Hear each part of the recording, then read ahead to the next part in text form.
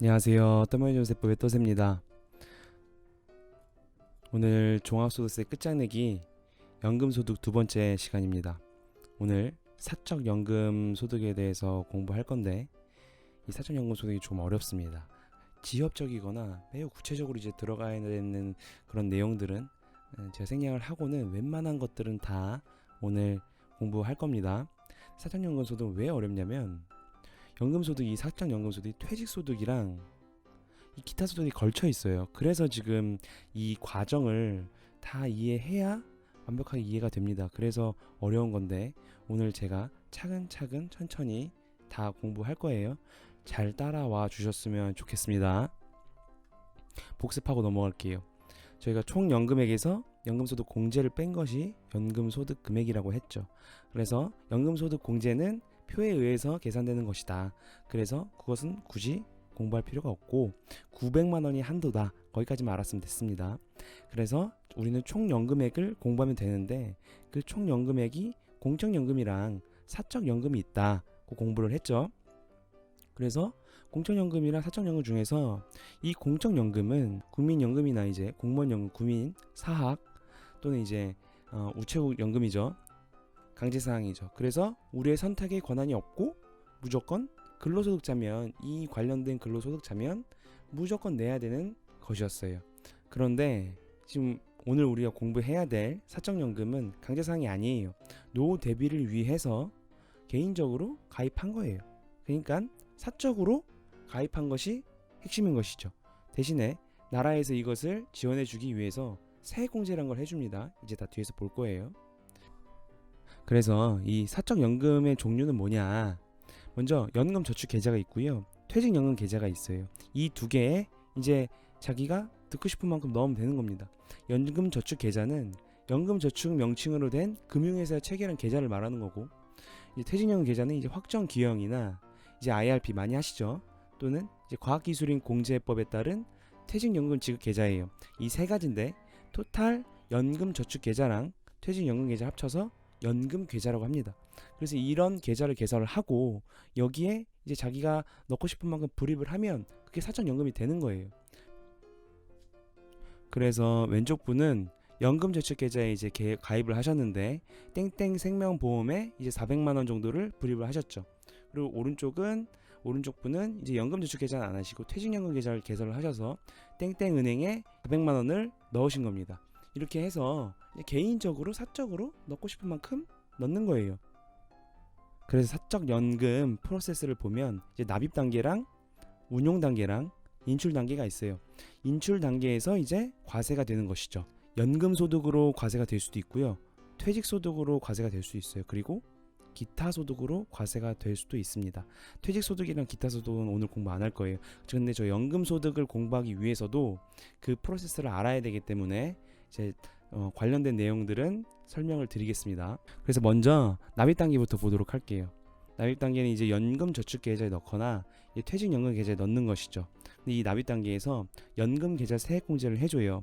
그래서 여기서 연금 계좌 세액 공제를 아예 처음부터 끝까지 공부하고 갈게요. 복습을 하고 좀 넘어가야 되는데 저번 시간에 공적연금은 소득 공제를 해줬죠. 종합소득 공제. 그래서 연금보험료 소득공제라는 것을 해준다. 전액을 다 해준다고 공부를 했어요. 근데 이 사적연금은요 세액공제를 해주는 거예요. 소득공제랑 세액공제의 구분은 소득공제는 세율을 곱하기 전이기 때문에 소득금액에서 빠지는 것이고 세액공제는 세율을 곱한 후기 때문에 세액에서 빠지는 겁니다. 이건 이제 소득공제, 세액공제 파트에 가서 다시 한번 제가 구분을 해드릴게요. 세액공제에서 연금계좌 세액공제를 해주는 거예요. 대신에 이제 한도가 있습니다. 그래서 이거 자세히 보면 먼저 연금저축계좌에 납입을 하거나 퇴직연금 계좌에 납입을 하겠죠. 한도가 A 플러스 B인데 먼저 400만원을 해줘요. 400만원 연금계좌 저축 납입액에 대한 한도고 만약에 퇴직연금 계좌가 더 있다. 그러면 300만원까지 더 해줘요. 그래서 토탈 700만원까지 해줍니다. 그런데 만약에 종합소득금액이 1억을 초과하거나 아니면 총급액 근로소득자죠. 총급액이 1억 2천만원을 초과해요. 그러면 한도가 금액이 바뀝니다. 먼저 300만원을 해주고 그 다음에 400만원이에요. 그래서 연금 계좌에는 300만 원까지밖에 안 해주고 만약에 퇴직연금이 있다 그럼 400만 원을 해줘서 700만 원이 되는 거예요. 요거 구분 잘 하셔야 됩니다. 1억 초과하신 분들은 요거 적용할 때 실수하실 수도 있어요. 그래서 한도는 이렇게까지 받고 일단 최대로 들어갈 수 있는 돈이 700만 원이죠. 그래서 700만 원에 12% 그래서 84만 원을 빼줍니다. 그래서 아무리 많이 넣어도 1년에 세액공제를 받을 수 있는 것은 700만 원 곱하기 12% 그래서 84만 원입니다. 그런데 만약에 종합소득 금액이 4천만 원 이하이거나 근로소득자 같은 경우에는 총 급여액이 5,500만 원 이하다. 그럼 12% 말고 15%를 해줘요. 그러니까 조금 적게 버시는 분들은 조금 더 해주는 것이죠. 700만 원 곱하기 15%는 105만 원까지 해주는 거예요. 되게 큰 금액입니다. 세금 105만 원을 그냥 바로 차감을 해주는 거예요. 그러니까 경제적 유인이 있으니까 당연히 가입을 많이 하시겠죠. 대부분 다 가입하시더라고요 보니까. 유의사항이 이연퇴직소득 바로 볼 겁니다. 이연퇴직소득이나 다른 연금계좌에서 다른 은행에서 다른 금융회사로 가는 그런 자금의 이동은 해주지 않습니다. 당연히 그렇겠죠. 새로 들어온 유입된 금액에 대해서만 세액공제를 해주겠죠. 이렇게 해서 연금계좌 세액공제 처음부터 끝까지 다 봤어요. 납입 단계에서 한 가지 더 봐야 될 게 있어요. 아까 이연퇴직소득이라는 것을 잠깐 나왔었죠. 그걸 이제 볼 건데 저도 이거 수험생 때 이게 뭔지 도대체 잘 모르겠더라고요. 그냥 외웠는데 잘 보시고 잘 이해하셨으면 좋겠어요. 만약에 퇴직을 하죠. 퇴직을 하면 퇴직금을 받습니다. 그죠? 근데 그 퇴직금도 퇴직연금계좌에 넣을 수가 있어요. IRP 같은 거에 많이 넣으시던데 그걸 넣으면요 과세 이연을 해주는 거예요. 원래는 퇴직소득에 대한 세금이 붙겠죠. 근데 그 세금을 과세를 안 하고 이연을 해줍니다. 근데 이연을 해줄 때 그 뒤에서 볼 건데 만약에 연금으로 받았다 그럼 그 내야 되는 세금의 70%만 부과를 해요. 그러니까 30%또 공제를 해줍니다. 그렇기 때문에 되게 유리한 거예요. 그래서 그 넘어가도록 할게요. 퇴직소득은 분류과세죠. 그렇기 때문에 다른 소득이랑 합산하지 않고 앞으로 볼 원천징수를 통해서 퇴직소득을 내고 그냥 과세가 종결되는 것입니다. 자, 그림을 보고 가면 이해를 돕기 위해서 회사에서 퇴직을 했습니다. 그런데 이제 퇴사가 답이다 생각하고 이제 퇴직을 했죠. 그럼 일단 퇴직금을 받겠죠. 이 퇴직금은요 이제 받을 때 떼요. 그리고 냅니다. 그건 이제 퇴직소득세에서 이제 배울 건데 이만큼을 내고 분류과세인데 분류과세로 그냥 끝이 나는 거예요. 그런데 만약 이 퇴직금을 바로 제가 아까 말씀을 드렸죠. IRP 계좌나 퇴직연금 계좌에 넣으면요 이 과세를 하지 않겠다는 거예요. 그리고 나중에 그거를 인출을 할 때 조금씩 이제 과세를 하겠다는 건데 그것을 만약에 연금의 형태로 받는다. 그러면 세금을 또 30% 깎아줘서 70%만 과세를 합니다. 되게 유리한 제도죠. 뒤에 가서 볼 거예요. 그래서 이 퇴직소득세 과세 이연이 어떤 것인지는 알겠죠. 그래서 퇴직소득 원천징수 영수증 보시면 이제 확연히 이제 이해를 하실 텐데 자 보시면 이게 퇴직소득 원천징수 영수증이에요. 진짜 실무에서 나타난 결과를 가지고 온 겁니다. 이분은요 1억 정도가 나왔어요. 퇴직금이. 그래서 1억을 가지고 이제 1억 600이죠. 1억 600을 가지고 쫙 계산을 하면 340만 원 정도가 나왔어요. 그래서 1억 하면 340만 그렇게 많은 건 아니죠. 근데 이제 갈수록 이제 누진이기 때문에 이제 커지는데 300만 원에 대해서 이분은 보죠. 원래는 퇴직금을 그냥 받으면 이 금액이 이제 공란이 되는데 이분은 바로 IRP 계좌에 넣으셨어요. 그래서 이연 퇴직소득세 계산이 있습니다. 그래서 신고 대상은 340만 원이 되는 것이고 연금계좌 입금 내역 여기 보시죠. 여기에 땡땡 은행에 어떤 계좌로 입금을 했어요. 이분은 2018년 12월 31일에 하셨네요. 그래서 이분은 1억 600만 원에 대한 것을 바로 넣으신 겁니다. 그래서 이 340만 원에 대한 과세를 안 해요. 그리고 나중에 하겠다는 거예요. 그거를 퇴직소득 과세 이연이라고 하는 거예요. 아시겠죠? 이 수험생들도 이거 잘 이해 못 하시는데 요걸 보면은 이해하실 거예요. 저도 되게 어려웠었어요.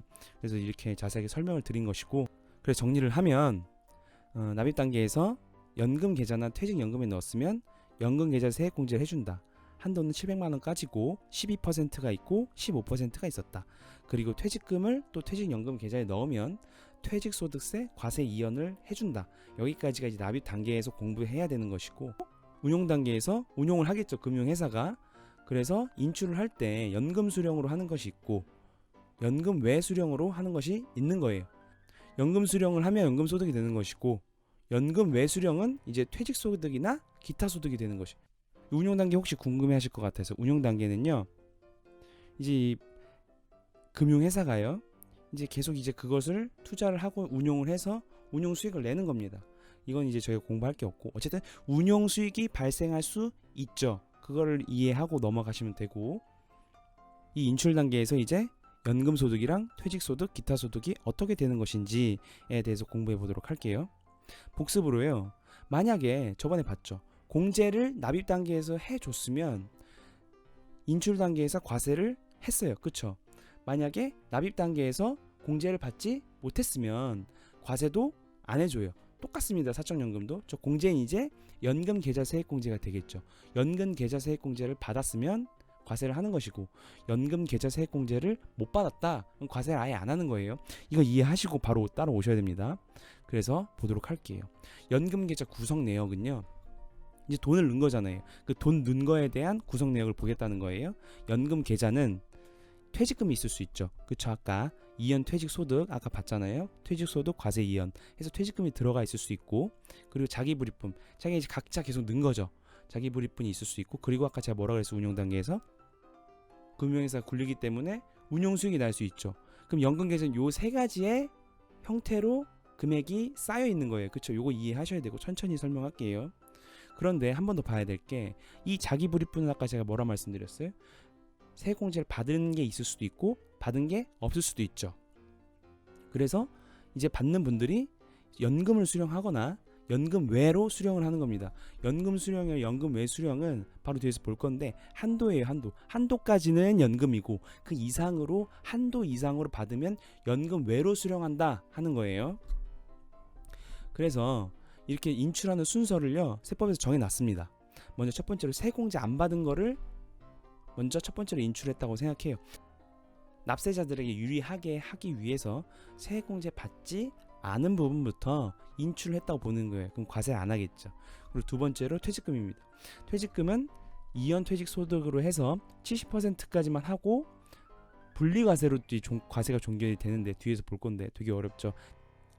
그리고 세 번째랑 네 번째가 세액공제 받은 것과 운용수익이에요. 그래서 요거 잘 이해하고 따라오셔야 돼요. 그래서 이렇게 바꾸면 첫 번째가 세액공제가 아닌 것이고 그리고 두 번째가 퇴직금으로 보는 것이고 그리고 세 번째 네 번째는 똑같은데 세액공제랑 운용수익에서 보는 것이다. 그래서 연금 수령으로 받을 수도 있고 연금 외수령 받을 수 있다고 했잖아요. 일반 세액공제 못 받은 것은 과세 제외입니다. 대신에 연금 수령으로 받은 건 어떤 금액을 받건 연금 소득이에요. 볼게요. 퇴직금을 연금 수령을 받았어요. 그럼 연금 소득입니다. 근데 연금 외수령을 받으면 퇴직소득으로 가는 거예요. 그리고 인출서 3번 세액공제를 받았던 자기불입분은 연금 수령으로 받으면 연금 소득이에요. 대신 연금 외수령으로 받으면 기타 소득입니다. 그리고 운용수익도 마찬가지예요. 연금 수령으로 받았다. 그럼 연금 소득이에요. 근데 연금 외수령을 받았다. 기타 소득입니다. 그리고 이렇게 연금 소득이랑 퇴직 소득이랑 기타 소득으로 과세가 된다. 그래서 과세 종류에 대해서 봤어요. 근데 도대체 연금 수령이 뭐고 연금 외수령이 뭐냐? 요거는 잠깐만 간단하게 보고 넘어갈게요. 이제 계산을 해야 되는 겁니다. 연금 수령은요. 저 계산 산식에 의해서 넣습니다. 저것까지는 제가 오늘 설명을 드릴 수가 없고 아니면 의료 목적이나 부득이한 인출로 뽑는 거예요. 그러면 연금 수령으로 봐요. 연금 평가액이 있는데 요거까지 한번 볼게요. 연금 계좌가 있잖아요. 이것을 연금 개시 신청한 날이나 과세기간 개시일에 평가를 해요. 그 평가액을 가지고 이제 계산 한도를 구하는 겁니다. 그리고 이 부득이한 인출은 이런 이유예요. 천재지변이나 영업 정지까지 쭉 어쩔 수 없이 할 수밖에 없는 그런 구체적인 사유를 증명을 하면 연금 소득으로 보는 거예요. 연금 소득으로 받는 게 더 유리하거든요. 그렇기 때문에 하는 것이고 연금 외수령은요. 연금 저 위에 있잖아요. 인출 금액 중에서 저 금액을 초과하는 금액을 연금 외수령이라고 하는 거예요. 그래서 연금 외수령에서 만약에 받았다. 그럼 뭐 어떤 소득이 된다고 했죠? 퇴직 소득이나 기타 소득이 되는 것입니다. 그래서 연금 수령은 한도를 정해놨다라고 생각하시면 돼요. 그 한도까지는 연금이고 나머지 인출 금액은 연금 외수령이다. 그래서 기타 소득이나 퇴직 소득으로 과세가 된다까지 이해하시면 될 것 같아요. 그래서 다 봤습니다. 어떻게 어떤 세금으로 과세가 되느냐까지 다 봤어요. 사적연금 세율까지 볼게요. 왜 세율을 봐야 되냐면요. 이것도 복잡해요. 금융회사가 이제 그 저 소득 귀속자들한테 이제 연금을 이제 지급을 하겠죠. 나이가 되면. 그런데 그 중에서 일부를 떼서 과세관청에 먼저 내는 거예요. 이게 원천 징수죠. 먼저 해야 되는 거죠. 대신에 사적연금은 연말정산이 없어요. 공적연금은 연말정산이 있었죠. 1월에 지급하는 그 시기에 거기서 정산을 했죠. 그리고 연금소득이 나왔으면 바로 종합소득 과세 대상이 됐습니다. 그런데 이 사적연금은요, 연말정산이 일단 없어요. 그리고 다시 좀 더 공부를 해야 될 게 저 원천징수율인데, 지금 여기서 이 퇴직소득이나 기타소득은 지금 저희가 공부할 게 아니죠. 그래서 빼버리고 이 연금소득만을 가지고 이제 보면 이 세율을 봐야 돼요. 그래서 보면은 공적연금은 그냥 연금소득 간이세표로 그냥 뗐어요. 그렇기 때문에 우리가 별로 공부할 게 없습니다. 저 표에 그냥 넣기만 하면 돼요. 이 사적연금은요, 복잡해요. 보면은 확대해서 볼게요.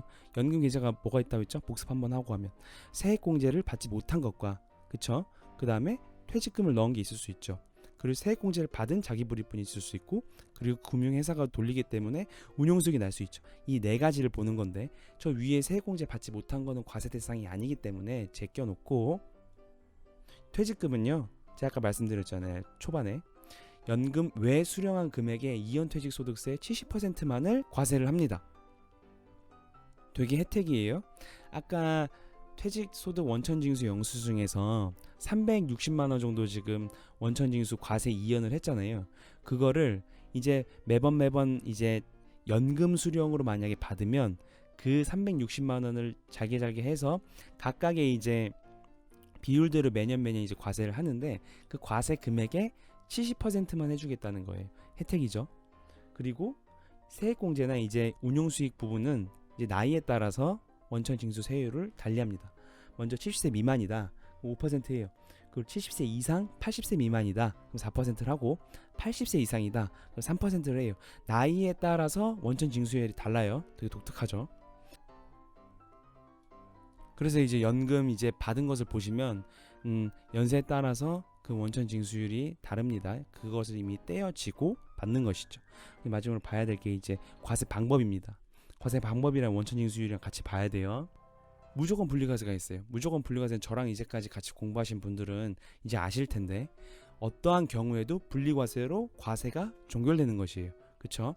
분리과세는 원천징수를 하고 그 과세가 끝나는 것이죠. 종합소득 합산과세를 할 필요가 없어요. 그래서 종류는 이렇게 됩니다. 연금계좌가 있는데, 연금계좌 중에서 빼고 퇴직금이 있죠. 퇴직금을 가지고 아까 원천징수율 아까 왼쪽 보시면 70%죠. 70%만을 해서 원천징수를 하고요. 무조건 분리과세를 끝이 나요. 그냥 70% 하고 그냥 끝이 나는 거예요. 아니면 또 의료 목적에는 부득이한 인출 아까 봤잖아요. 그렇게 빼면, 그것을 연금소득으로 받으면 그것은 분리과세를 하고 그냥 끝이 납니다. 그래서 이 과정을 통해서 그냥 과세가 종결되는 거예요. 그리고 선택적 분리과세가 있어요. 저 윗부분을 제외한 사적연금 합계액이 그냥 받는 거, 소득금액 말고요, 지급액이 1200만원 이하다, 그러면 원천징수랑 종합소득 합산과세를 선택을 할 수가 있어요. 선택적 분리과세가 무슨 말이냐면 선택적 종합과세가 똑같은 거예요. 그래서 내가 유리하게 종합소득 합산신고를 하든 아니면 원천징수로 과세가 종결되든 그것을 선택을 할 수가 있다는 거예요. 단 조건이 1200만원 이하인 자들만 가능한다는 거예요. 1200만원 초과되는 자들은 당연히 무조건 종합소득 합산과세를 해야 됩니다. 구체적인 숫자로 볼게요.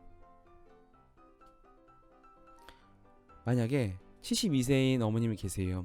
근데 이제 72세면 저 왼쪽 위 보시면 원천징수율이 몇 퍼센트죠? 그쵸, 4%입니다. 1000만원을 받기로 했는데 그 1000만원을 다 받는 게 아니고 그 1000만원의 4%인 40만원이 떼이죠. 그래서 얼마를 받아요?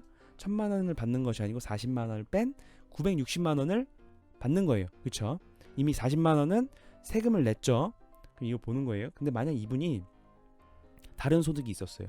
부동산을 갖고 계셔갖고 부동산 사업소득 금액이 3천만원이 나왔습니다.